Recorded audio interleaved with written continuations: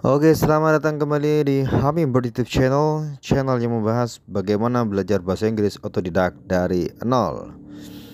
Ya, kita sekarang belajar dengan slide yang baru, artinya kita akan memulai materi yang baru, yaitu akan membahas tentang kalimat pasif. Ya, kita akan di video part 27 ini kita akan membahas kalimat pasif. Sebelum kita belajar kalimat pasif ya, di setiap pola-polanya, di setiap tensesnya ya, di video kali ini kita akan berkenalan dulu apa itu kalimat pasif. Ya, kalimat pasif. Sebenarnya kalimat pasif ini sama halnya dengan pelajaran bahasa Indonesia ya. Sama dengan pelajaran bahasa Indonesia. Kalau yang kalimat aktif menggunakan memakan, kalau kalimat pasif menggunakan ya, dimakan.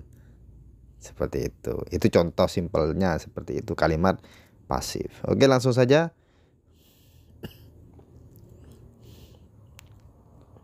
Yang pertama kita akan bahas tips dulu. Bagaimana cara belajar kalimat pasif? Ya.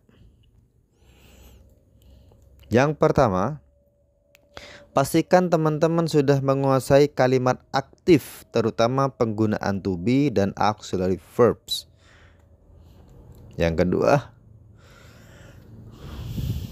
wajib hafal verb 3. Ya, wajib teman-teman harus perkaya kosakata verb 3. Yang ketiga, amati dan pahami cara menyusun kata per kata ke dalam kalimat dan jangan pernah menghafalkan rumus tenses. Yang keempat, sering berlatih membuat atau menyusun kalimat dengan cara diucapkan secara langsung. Yang kelima, jangan bosan, carilah gaya belajar yang menarik, bervariasi, dan yakinlah pasti bisa. Jadi intinya kalimat pasif itu membutuhkan kata kerja verb 3 dan juga penggunaan to be dan auxiliary verbs. Oke, we are going to the next slide. Ciri-ciri kalimat pasif. Ya. Kalimat pasif. Yang pertama, kalimat yang bermakna di atau ter, ya. Rumahku dijual ya, oleh pamanku.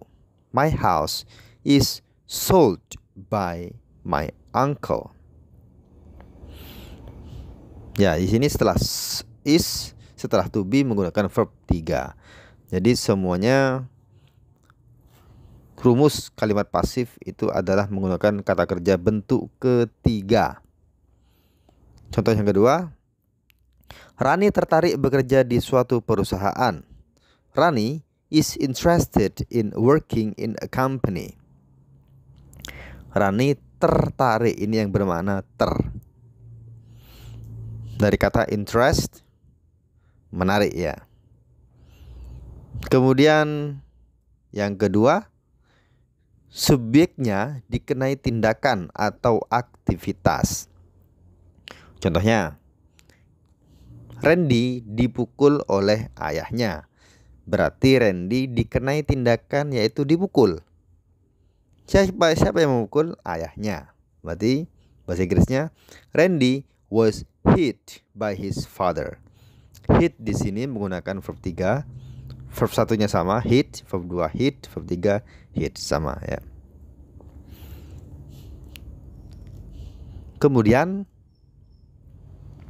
passive voice, kalimat pasif. Yang ketiga, ciri-ciri yang ketiga,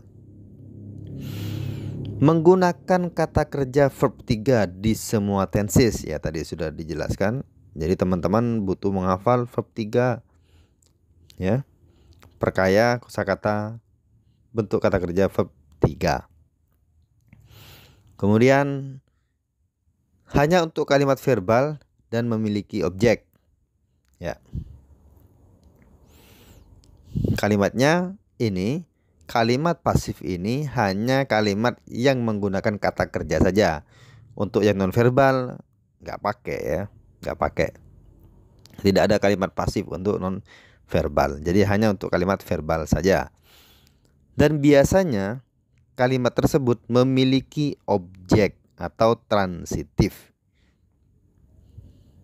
Tapi ini tidak mutlak harus berobjek, tidak. Ada yang intransitif juga, ada beberapa ya. Contohnya, Dea locks the door. Nah, ini kalimat aktifnya, dia mengunci pintu. Dea locks the door. Ini simple present. Kemudian untuk kalimat pasifnya, yang objek dirubah ke posisi subjek. The door is ya locked. Locked di sini menggunakan verb 3. The door is locked by Dea. Kunci pintu tersebut dikunci oleh Dea.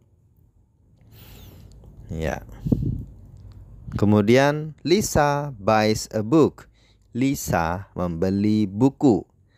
Ini kalimat aktifnya. Kalimat pasifnya, yang objek, yang subjek berubah menjadi objek, yang objek berubah menjadi subjek. The book is bought by Lisa.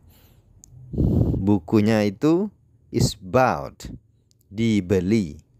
Oleh siapa? By Lisa.